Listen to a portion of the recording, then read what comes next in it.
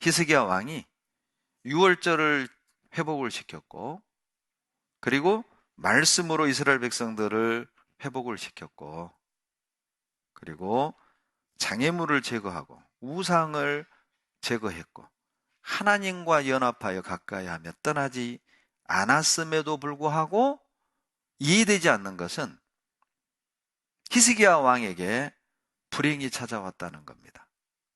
우리가 생각할 땐 이렇게 잘 살았잖아요. 이렇게 신앙생활 잘했잖아요. 우리식으로 표현하면 이렇게 신앙생활, 하나님이 야 이런 그리스도인 없다고 말씀할 정도로 히스기야는 신앙생활을 잘했단 말이에요. 그러면 우리는 은근히 기대하죠.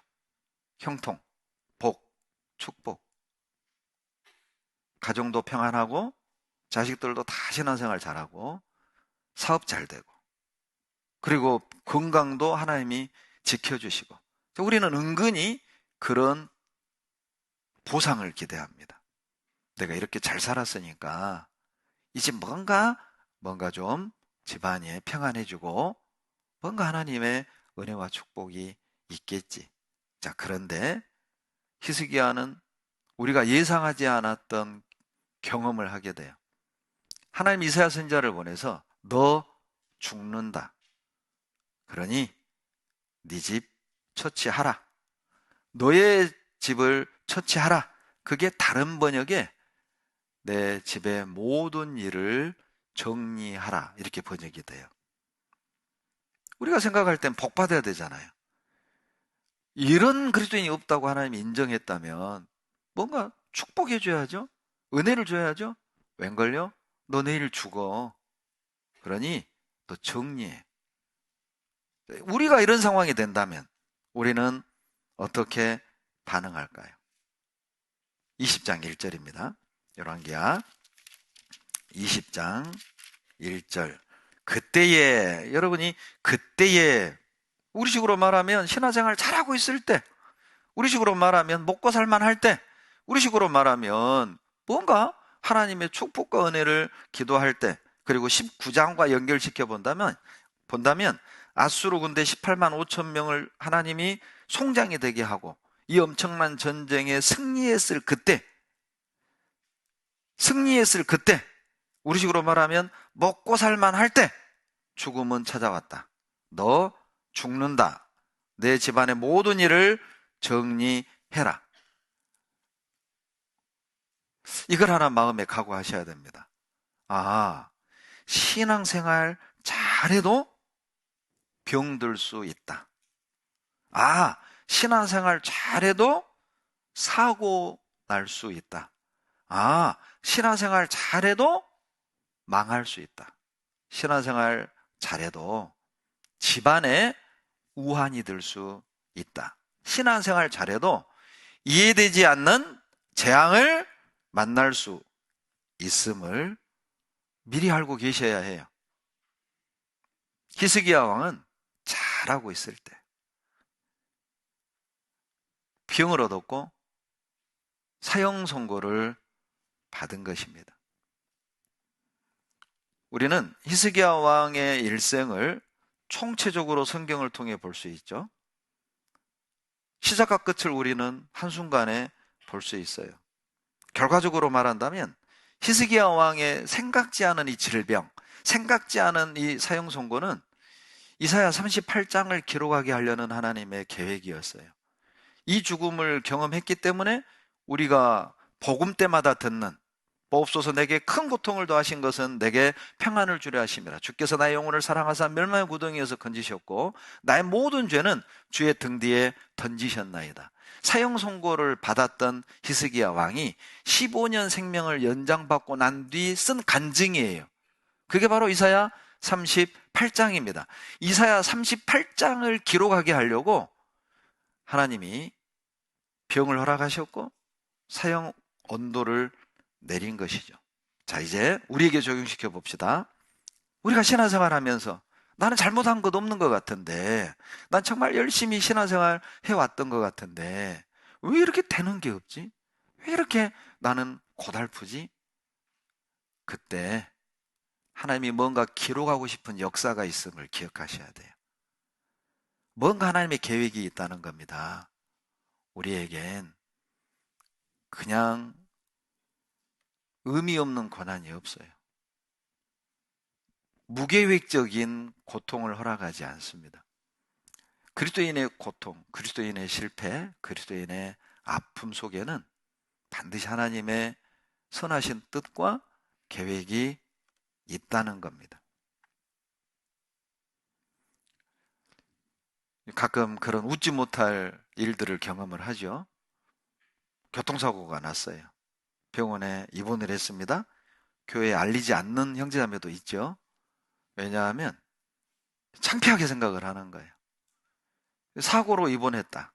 그러면 보통은 그냥 그걸 형제자매들이 징계라고 생각할까봐 창피한 거예요. 그러니까 입원 소식도 안 알리고 또 집안에 또 불미스러운 일이 있을 때 그냥 덮으려는, 감추려는, 가리려는 성향들이 있어요. 왜? 형제자매들이 징계받았다고 생각할까봐. 우리 그런 문화는 만들지 맙시다. 교통사고 나서 입원해 있는 형제자매 찾아가가지고 위로는 못 해줄 망정, 김자매 돌아봐. 징계야. 응? 이거 자매 회개 안 하면 다음엔 왼쪽 다리다? 이러니 다음에 또 사고 나면 기도 부탁하겠어요? 예. 그때는 이제 너 죽는다 그렇게 협박할 텐데 그러니까 우리가 할 일은 아니에요. 그건 하나님이 하실 일이죠. 너 그거 징계야. 그거는 하나님이 그분 마음속에 외쳐야 될 음성이고 우리끼리는 아이고 자매님 놀라셨겠어요. 기도할게요. 속히 일어나서 교제합시다. 그렇게 해야죠. 물론 때로는 누가 봐도 징계인 경우도 있기는 해요. 그러나 그건 본인이 징계라고 해야 징계인 거예요. 우리가 볼 땐 징계가 맞아요. 근데 본인이 징계인 줄 모르면 그건 징계 아닙니다. 본인이 징계라고 해야 징계인 거예요. 본인이 징계인 줄 모르면 이제 더 크게 맞겠죠. 그럼 본인이 깨달아야지 대놓고 면전에서 자매 이거 징계인 줄 모르면 더 맞는다? 그건 넘어뜨리는 거죠. 상처를 주는 거야. 그런 분위기를 만들지 마세요. 교회 분위기는 정말 형제자매들이 부담이 없어야 하고 교제를 하고 기도 부탁을 할 때 편안한 마음으로 기도 부탁을 하고 교제를 할 수 있는 그런 분위기를 우리가 만들 필요가 있어요. 히스기야 왕이 징계였습니까? 징계가 아니었습니다. 하나님의 계획이었죠. 만약 오늘 이 시간 주님이 우리에게 히스기야 왕에게 하셨던 말씀을 동일하게 한다면 너 내일 죽는다. 우리 마음 어떨 것 같아요? 내일 죽는답니다.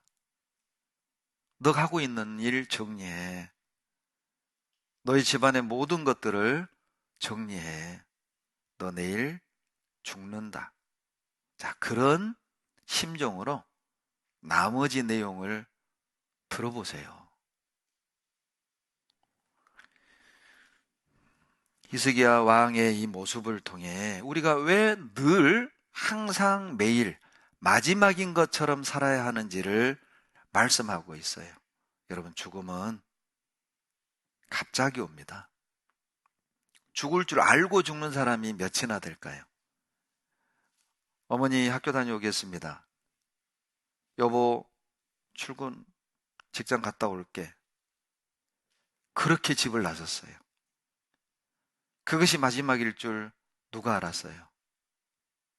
퇴직하고 처음 부부 여행을 떠났는데 그것이 마지막일 줄 누가 알았어요? 서울에 있는 대학을 4년 장학생으로 합격시켜 놓고 합격증 받은 후 목욕탕 갔는데 목욕탕에 화재가 나서 그것이 마지막 길인 줄 누가 알았단 말입니까? 죽는 날을 알고 죽음을 맞이하는 사람이 몇이겠어요?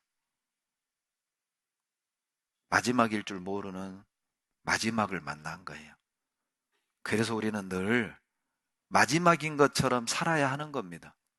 왜 우리는 늘 마지막인 것처럼 살아야 합니까? 마지막을 모르니까요. 그래서 마지막인 것처럼 살아야 해요. 내 집을 정리하라. 아마 오늘 주님이 우리에게 주시는 메시지가 그것 아닐까요? 너 마지막인 것처럼 살아야 해. 왜냐하면 죽는 날 모르잖아요. 열왕기하 18장 1절입니다. 이스라엘 왕 엘라의 아들 호세야 3년에 유다 왕 아하스의 아들 히스기야가 왕이 되니 위에 나아갈 때 나이 25세라. 예루살렘에서 29년을 치리하니라. 그 모친의 이름은 아비라 스가리아의 딸이더라. 25세의 왕이 되어 29년을 치리하였으니 54세에 죽었다는 걸 알 수 있죠. 자, 그러면 히스기야 왕이 사형 선고를 받고 회개하고 돌이켜서 15년 생명을 연장받았다는 걸 알고 있잖아요. 15년을 더 살고 54세에 죽었으니 사형 언도를 받은 건 39세라는 걸 알 수 있죠? 여러분, 지금 39세면 좀 많은 나이인가요? 젊은 나이인가요? 누가 그러더라고, 새파란 나이라고. 그러죠. 정말 이제 인생의 절정기에 접어들 나이지 않습니까? 이제 뭔가 이뤄보려고, 이제 좀 뭔가 청년의 틀을 벗어나서 이제 뭔가 좀 기반을 잡기 시작하는 그런 39세라고요. 한창 때. 아이들도 이제 아장아장 그런 유치원생 아이를 보면서 행복을 만끽할 그 나이에요. 39세면. 그런데 그 나이에 너 죽는다. 너 모든 일을 정리하라. 여기 39세 계시죠? 너 죽는다. 이 말을 듣는다면 속으로 목사님 엄청 오늘 기분 나쁘네. 가정을 하는 겁니다. 어떻게 했어요? 히스기야의 마음이 어땠을까요? 생각지 않은 때 죽음이 찾아온 거예요. 이제 잘 살 생각으로 가득 차 있었을 때, 뭔가 인생의 계획으로 가득 차 있었을 때, 그때 죽음이 찾아왔어요. 더 놀라운 건 열왕기하 19장 35절에 보시면 하나님이 사자들을 보내서 예루살렘을 쳐들어온 아수르 군대 18만 5천 명을 송장으로 만들어버린 대승을 거둔 뒤 20장 1절에서 너 오늘 죽는다. 우리 식으로 말하면 이제 위기 넘기고 먹고 살만하니까 죽음이 찾아온 거죠. 우리 드라마 같은 그런 이야기 주변에서 보잖아요. 안 먹고 안 입고 안 쓰고 그렇게 쓰고 모아가지고 내 집 장만했는데 뭐 그날 저녁에 연탄가스로 돌아가셨다. 그 다음날 사고로 돌아가셨다. 그 몸이 좀 이상해서 병원 갔더니 암이 걸렸다. 그런 얘기 우리 듣죠. 우리 주변에도 그런 사람이 실제 있잖아요. 이제 좋은 사람 만나가지고 사랑받고 사는데 그 둘 중에 하나가 불행하게 되는 그런 일들을 우리 보지요. 히스기야가 그런 상황이 된 거예요. 그래서 우리는 늘 정리하고 살아야 한다는 것이죠. 왜요? 젊다고 안 죽는 건 아니거든요. 건강하다고 안 죽는 건 아니거든요. 태어나는 데는 순서가 있어도 죽는 데는 순서 없다고들 하죠. 우리가 하는 착각 중에 하나는 나는 오래오래 살 거라는 거예요. 착각입니다. 오래오래 살 거라고 생각하니까 정리할 걸 정리 안 하는 거예요. 용서해야 되는데 용서 안 하고 해야 될 일을 하지 않고 미적미적 미루는 거예요. 전도해야 될 사람을 전도하지 않고 미적미적 미루는 거예요. 왜요? 나는 아직 앞날이 많이 남았다고 착각하는 거예요. 일주일 남았다면 어떡하실랍니까? 5일 남았다면 어떡하실랍니까? 오늘 하루라면 여러분 무엇 하시겠습니까? 인간이 얼마나 어리석은지 아주 무지한 사람의 모습이 열왕기하 18장에 나와요. 열왕기하 18장 33절입니다. 아수르 왕의 부하 랍사게가 이제 하나님을 비웃는 겁니다. 이 아수르 왕 사네립의 부하 랍사게가 이제 하나님을 조롱하고 이스라엘 백성들을 조롱하는데 33절을 봐보세요. 자, 다는 읽을 수 없고 33절, 열국의 신들 중에 그 땅을 아수르 왕의 손에서 건진 자가 있느냐? 무슨 말인지 알겠죠? 이 아수르 군대가 가는 곳마다 승리를 한 거예요. 근데 가는 곳마다 그 나라에 신들이 있었다는 것이죠. 그 나라가 믿는 신들이 있었지만 어느 신도 아수르 왕의 손에서 구원해 준 신이 없었다. 그러니 너희가 믿는 여호와 하나님도 똑같다. 얼마나 많은 나라, 얼마나 많은 우상들이, 얼마나 많은 신들이 있었는데 그들이 아수르 왕의 손에서 건져주지 못했어. 그러니 히스기야 왕이 하는 거짓말 믿지 마라. 하나님이 도와줄 거라고? 하나님이 너희들을 지켜줄 거라고? 그 웃기는 소리야. 속지 마. 다른 나라에 많은 신들이 있었지만 누구도 아수르 왕의 손에서 건져주지 못했다니까? 이렇게 조롱하는 거예요. 그런데 여러분, 이 랍사게는 한 장 뒤에 19장에 들어가서 죽어요. 이 랍사게는 한 장만 더 지나가면 19장에서 죽는다는 사실을 모르고 있는 겁니다. 즉 내일 죽을 것도 모르고 교만이 하늘을 찌르는 거죠. 아수르 왕은 전쟁마다 이겼다. 아수르 왕의 손에서 보호해주고 지켜준 신들이 없었다. 그 다음 장에서 죽을 텐데 그걸 모르고 있는 겁니다. 흡사 우리 모습 아닐까요? 내일 죽을 텐데 잘 살 생각으로 가득 차 있죠. 내일 죽을 텐데 그러니까 세상 계획으로 가득 차 있는 거예요. 내일 죽을 텐데 육신의 계획으로 가득 차 있는 거예요. 내일 죽을 텐데 뭐 배워가지고 뭐 자격증 따가지고 돈 얼른 정년하기 전까지 모아가지고 내가 원하는 대책 세우고 뭐 하고 내일 죽을 텐데